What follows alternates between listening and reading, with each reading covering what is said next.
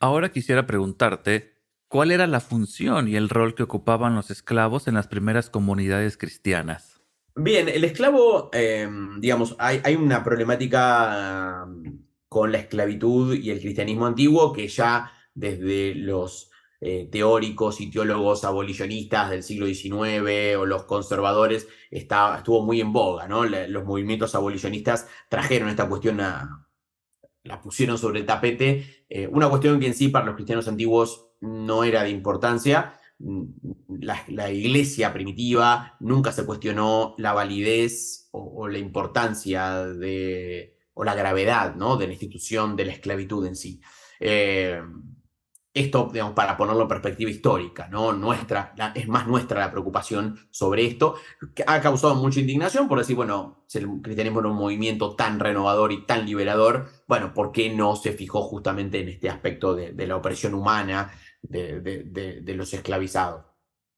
Eh, un poco mi tesis iba para ese lado, tratar de entender si hubo una única postura monolítica respecto de la esclavitud de parte de las iglesias antiguas o si fue variante. Mi conclusión fue que fue muy variante.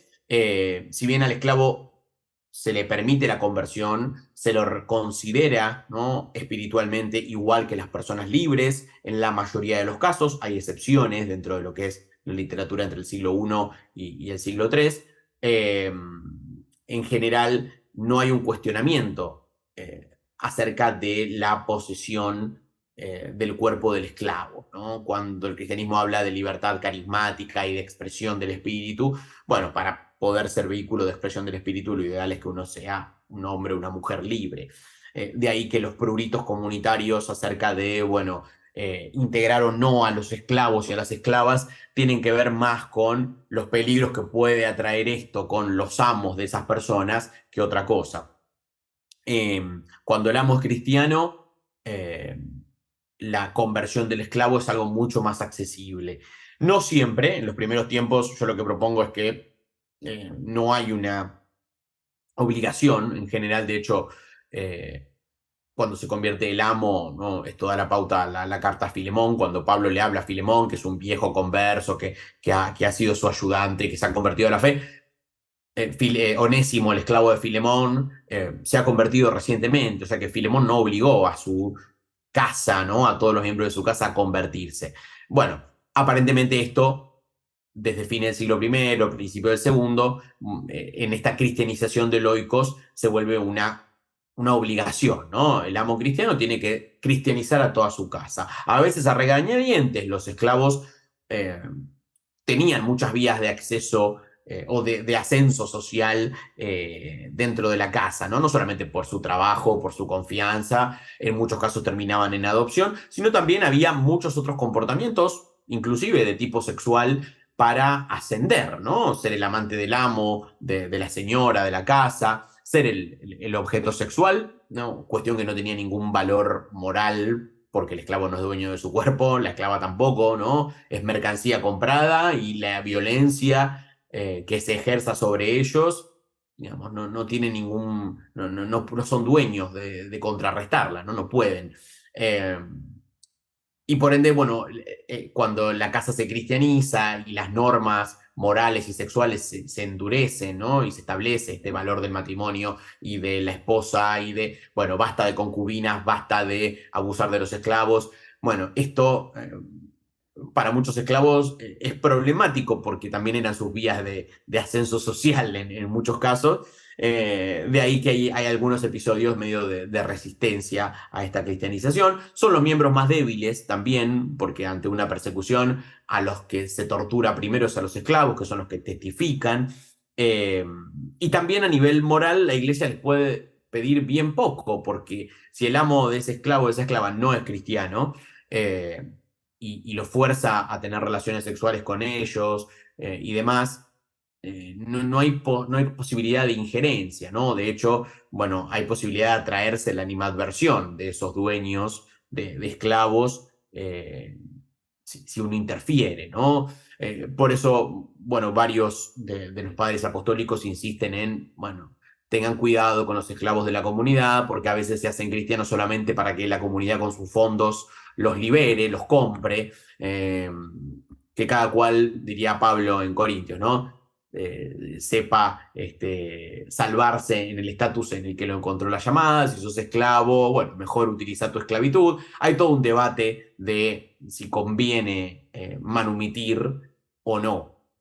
La manumisión entraña muchos problemas porque los esclavos, mal que mal, están insertos en un círculo de solidaridad en la casa de su amo, también están vestidos, comen, tienen un oficio, ¿sí? Esto obviamente tiene todo un costo en tortura y en muchos casos en maltrato o en abuso, pero están en una contención. Cuando son manumitidos, se les compra la libertad y se vuelven hombres o mujeres libres. Bueno, los tratados de los padres apostólicos dicen, bueno, pueden caer en el vicio. Si no hay una red de contención, las mujeres pueden terminar en la prostitución, los varones en cualquier negocio turbio, y esto no está bien tampoco. Entonces, bueno, hay posturas muy encontradas. Hay todo un sector cristiano, sobre todo los cristianos que durante el siglo segundo, tercero van a propugnar la pureza sexual como marca identitaria de la comunidad, ¿no? Los conocidos como encratitas, ¿no? Que plantean justamente esta renuncia sexual como rechazo al mundo y demás, que para ellos no va a haber opción, no va a haber posibilidad de que el esclavo o la esclava entren a ser cristianos perfectos, porque no son dueños de su cuerpo, al contrario, son una tentación, ¿sí? Son una tentación y un acceso carnal fácil que tenemos todos en nuestra casa y que claramente no es lo deseable, ¿no? Sobre todo para los cristianos de alta alcurnia.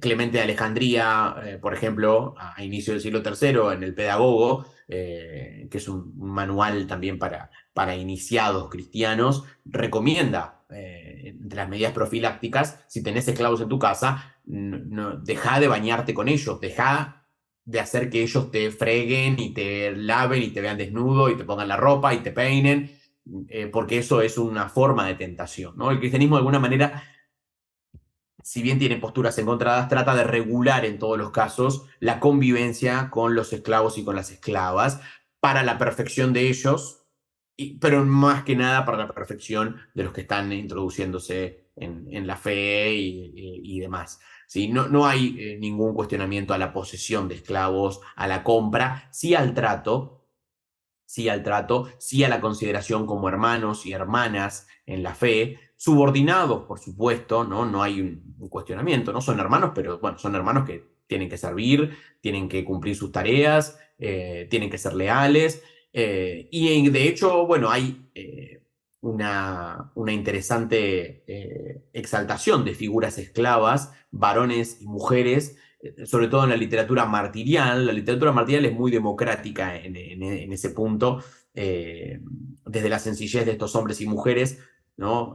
Presentados como débiles, temblorosos y generalmente traidores, ¿no? La confesión de fe de estos hombres o mujeres, como por ejemplo, no sé, Blandina, Perpetua y Felicidad, no, Perpetua no era esclava, ¿no? Felicidad era la esclava, Revocato, varias figuras masculinas y femeninas de estatus servil que se erigen como mártires gloriosos, y que, bueno, un poco también dentro de lo que es la literatura martirial tienden a mostrar esta transversalidad social del cristianismo, de decir, bueno, el cristianismo saca lo mejor, saca la virtud, desde el hombre más encumbrado, intelectual, hasta el más vil y rastrero, ¿no? Incluso un esclavo o una esclava pueden llegar a la perfección con la fe, ¿no? Con la adopción